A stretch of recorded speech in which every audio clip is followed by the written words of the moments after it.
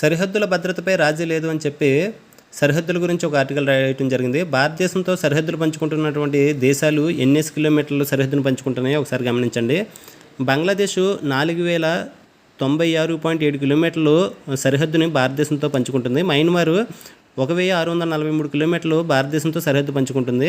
అదేవిధంగా పాకిస్తాన్ 3323 కిలోమీటర్లు భారతదేశంతో సరిహద్దు పంచుకుంటుంది.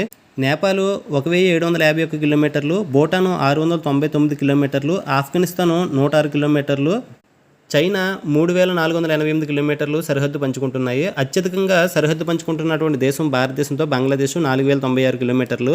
అతి తక్కువ సరిహద్దు పంచుకుంటున్నటువంటి దేశం భారతదేశంతో ఆఫ్ఘనిస్తాన్ ఓన్లీ 106 కిలోమీటర్ల సరిహద్దును మాత్రమే పంచుకుంటుంది.